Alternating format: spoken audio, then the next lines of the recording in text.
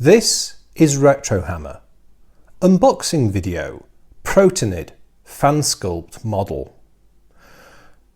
You're probably wondering at the moment what on earth the Protonid is. Some of you, if you are well versed in the history of Warhammer 40,000 miniatures, may know what the Protonid is.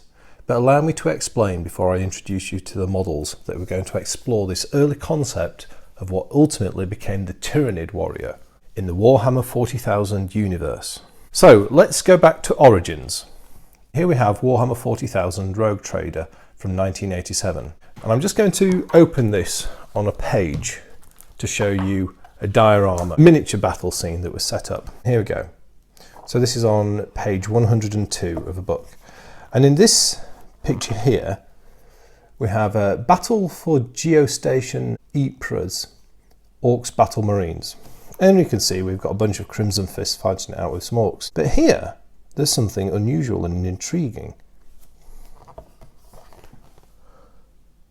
And if we get a closer look, we can see that there is an unusual looking model. And it certainly bears more than a passing resemblance to, well, what later appeared as termagants. This is actually the original prototype Tyranid Warrior, and it has become known in the fan community as a Protonid. So now I'm just going to move the rulebook onto the creatures section, and I'll show you the original concept art for this model as well. Okay, here we go. So this isn't the best view, and I'm going to show better views of this when I do a full and more detailed review later. This artwork here, page 201, is under the section of the Tyranids and the Hive Fleets. This was the original concept art for a Tyranid Warrior. This is what at the very start of Warhammer 40,000 the Tyranid looked like.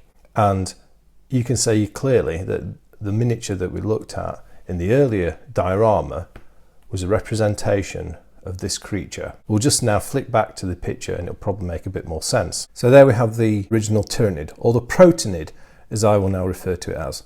Now this miniature was never generally released by Games Workshop. I'm unsure of the reasons for this. I'm going to try to do some research before I do my final and in-depth video. But there are examples available. However, it is a rather rare sought after collector's piece, and from what I've seen, it fetches originals of this model demand prices in the 3-figure category, and it is seen as being something of the holy grail of Rogue Trader miniatures collectors. So that some were made, but they were never generally sold. Which brings me to this packet. In my ongoing exploration of the Warhammer 40,000 influences, I really wanted to look at the Protonid. However, it doesn't seem to be particularly practical to buy one. However, in the course of looking for one, I did come across what is essentially a fan sculpt of a Protonid. And this is what is in this box, and we're going to have a look at it. And it's not just one Protonid, but there are actually 3. So let's get into the box.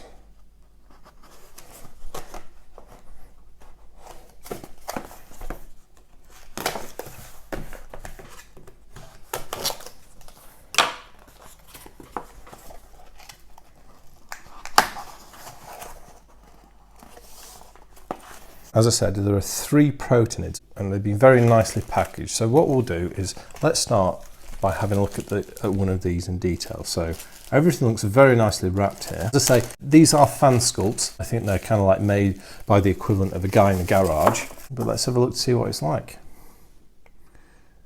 Wow, what an intriguing model. So there's some differences to the actual Protonid model that I showed you. Firstly is this model has been created with its mouth closed, so it has a slightly different look to it. But with that cosmetic position difference aside, it is a faithful reproduction of the Protonid.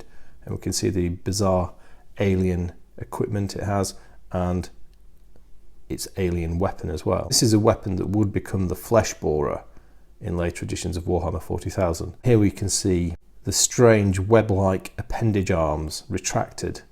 We get 2 feet, and those are going to let's have a look. Let me see if I think this one's going to go here. That'll need drilling out. That's fine. These are going to need pinning anyway because this is a metal alloy model, so it's heavy. And then we have the tail, and it's got this peculiar humped tail, just as the original Protonid in the picture did. And there you go. And that is actually going to give us a push fit. And there we go. This is a really intriguing model, and it's been very nicely produced. It's well cast. A little bit of an air void there, but a bit of fillet will put that right. It's got lots of faithful details, so it's got kind of like the reptilian face with the peculiar nostrils of the original art.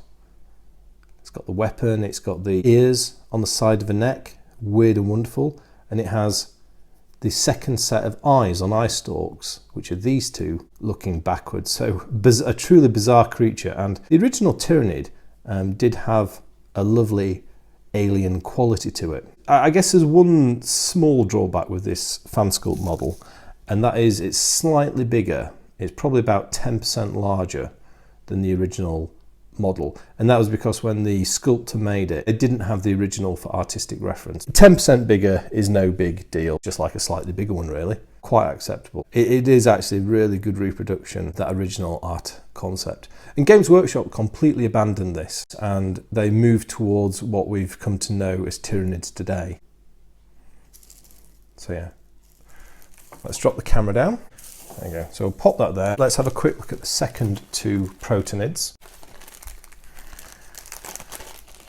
I think they're all identical. I don't know, and I'm not really that bothered as to why they're supplied in 3s only.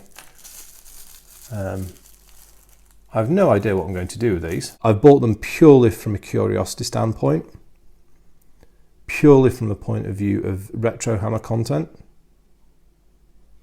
Who knows what I may do with these. There's a little bit more filling work to do on these. Now, I'm not really holding these to the same sort of quality standards that I might do a normal purchase, because these are clearly, these are kind of like guy in a shed production, and it's a bit different. But to be honest, a few little voids in what are already depressed areas on the model is no big deal, and they will fill easily.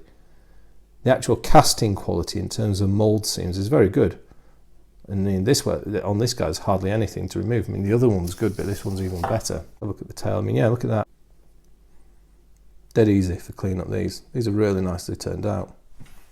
And quite often you do get that with like cottage industry models. Because the production quantities are low and only an odd few are being done, and the quality can actually be rather good, as is the case with these guys. That's Protonid number 2, and let's now look at the third one. Now my plans for this, clearly I'll build them, and then I'm definitely going to paint one up for the actual main Retrohammer episode. Once I've done some research, once I actually talk about the history of the models. Yeah. Let's have a look at this one.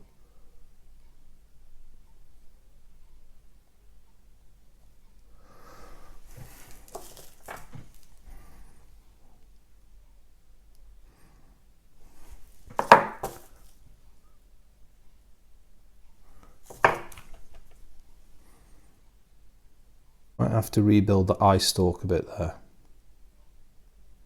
So that's a bit short. I'll have a think about that. And there's a bit more, as you can see, we've got some voids again, but the actual mould alignment's good. There's not much in the way of mould lines to remove or seams.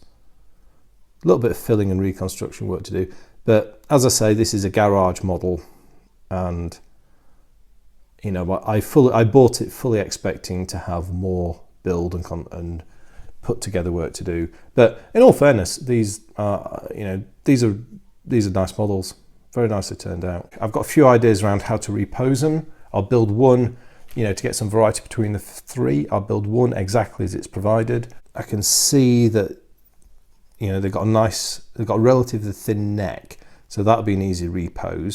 Add a bit of variety, and then I guess the other thing that's going to lend itself to some variety is reposing the tail, and I've got some ideas around that as well. But yeah, so there you have it. That isn't the actual original Protonid, and I don't know if I'll ever be able to get hold of one given their rarity, but as part of the ongoing Retrohammer series, I thought this would be a good proxy to explore the concept of the original Tyranid, what we now call the Protonid.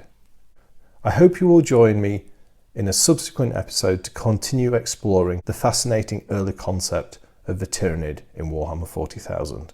That was Retrohammer. Thank you very much for watching. Okay, just a quick afterthought. Having filmed the unboxing yesterday, I was watching YouTube and found a video called 10 Weird Things from Rogue Trader. It's on a channel called Snipe and Wib. I'll leave a link in the description. Go check out the video and find these guys, the Protonids, get confused for dinosaurs.